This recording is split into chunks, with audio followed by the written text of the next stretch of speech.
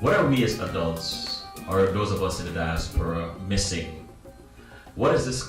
Is there, first of all, is there a common thread among all the cultures among the youth, and what is it? What is this common thread, if it exists, and how? Well, let me ask, how would you describe this common thread among all the youths? I think, this is my humble opinion, that the common thread among the youths in Guyana is curiosity. They're very curious about things. Unfortunately, it is not. There's a minority that is very curious about the movers and shakers of Guyana, and very curious about the things that they can do to make Guyana better. Then there's the wider majority, I believe, that is curious about how fast they can get out. Curious about, getting the opportunity to make life in some other place as opposed to their home country. They're a whole lot more in tune with everything and everywhere else other than Guyana. So it's sort of finding a way to hone that curiosity and to focus it into being interested and inspired by the Guyana story. Now, here's where I think, and I'm gonna pull the diaspora back in. Here's where I think things get a little shady. The diaspora, I would want to refer to them as that checkerboard that I made reference to just now. They're again pockets of people that are doing great things, world-changing things. But the youth back home has no clue who that person is, what they're doing. No one is capturing that story and telling it to the young boy, the young girl, be a toddler or teen, that is still impressionable. So instead of hearing about the Obamas and the Mandelas and mind you, don't get me wrong, these are all people that need to be talked about because they've done remarkable things in our world, but to localize it, let's talk about their stories a little bit more. The revolutionists, the political geniuses, the lawyers, the doctors, the professors, the engineers, all of these people that have worked, that are working and doing things to easily develop someone else's country other than their own. So that's where I'd want to put that.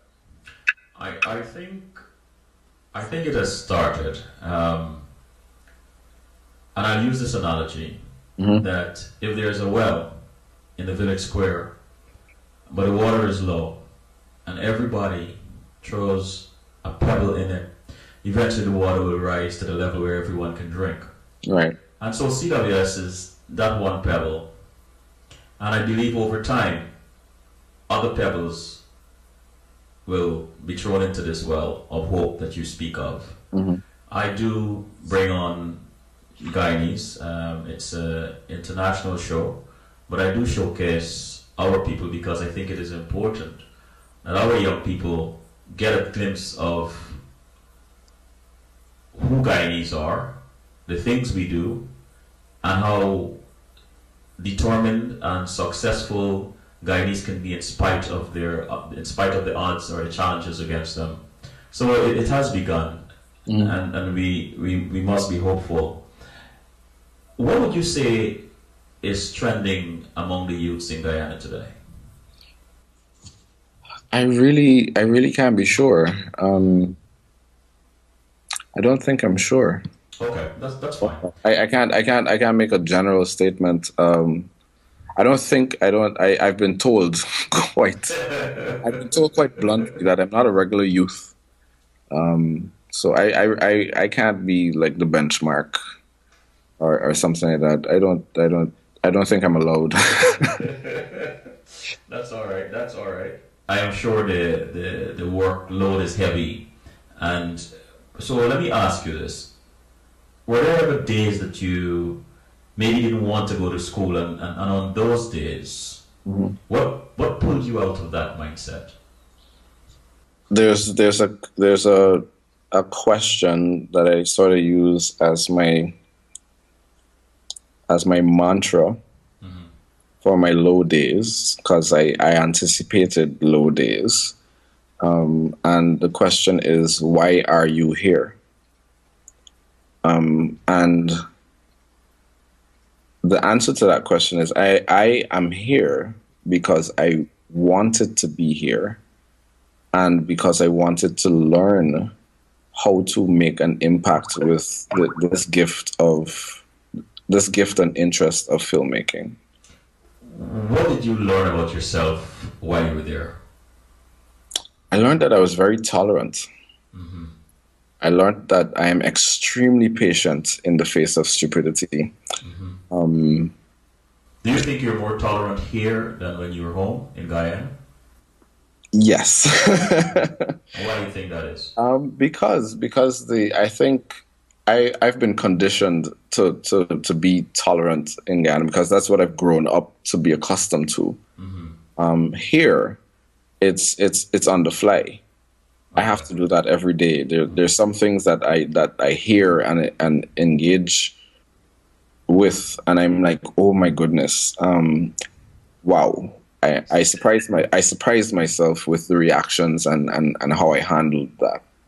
So, how have you grown? I mean, I can ask you a yes or no question, but I'm Mhm. not going to do that tonight. I, I, How I have you grown since you've been here as a young man and as a filmmaker? I've grown exponentially. Hmm. I've grown to understand that the stories and ideas that I would think are normal or exciting are not. I'm just thinking and working within a vacuum.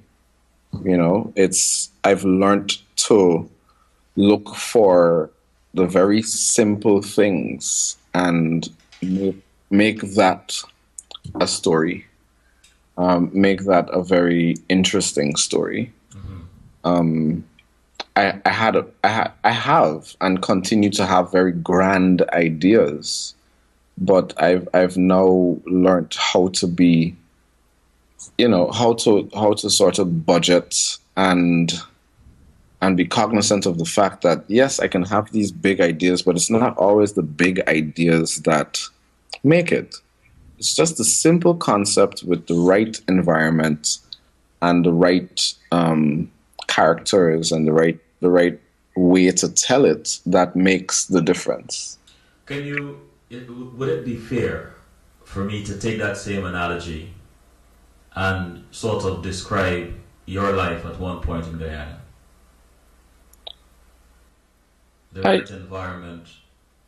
I I I think so. Yeah. So Yeah. to a great extent, I think so. So let me ask you this, Raffet. What is it in your background that prepared you for this phase of your journey, and how does your background influence your determination to succeed? It's I think it's the journey that brought me here. I was very determined and still am. I'm a very determined person. Um, I get what I want. I get what I This is want. a good segue to go to the chat room. Your dad said, "Hello from the Jackmans near and far." Is this a Jackman trait that we offer everyone? getting what we want. Yeah. We're fighters. Right. Okay. Yeah, we fight through very dire situations and stuff like that. We stick to it, and yeah, we make sure we get it done. Describe some of your earlier fears in media and how you over. You know, let's do this. Mhm. Describe some of your earlier fears when you first arrived in this strange land, this strange university, among these strange people, and how you overcame them. My biggest fear was not being adequate, not adding up. I felt intimidated at my at my classmates.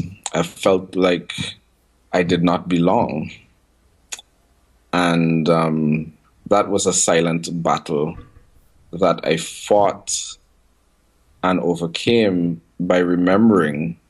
There was this one phrase that Peyton George told me once. I was called for a meeting in a very important place at one point in my life, Mm-hmm. and I was telling him how freaked out I was about the entire thing, and he said, "Well, Yaphet, if you did not belong, you would not have been there." And I remembered that, and I thought to myself, there's so much truth in that statement. If I didn't add up, I would not have been accepted. That's very true. So What's so the, that helped me a lot, and it opened my eyes to an entirely different. I just have to now understand and negotiate how to play my part Mhm. and to not overstep or overlap on on anyone else. Like I'm here to play my part because I belong to this team that has been built, Mhm. and I just need to understand what my role is. I want people to understand that for any young person, I'm talking to you. I'm talking to you and telling you that you can live your dream. You can use my example as proof that hard work, determination, you stick to it, you're confident in what it is that you believe in your heart of hearts, that this is your call, this is your passion. Go for it. Do everything that you can to pursue your dream, and you can have it. It's just there for the taking.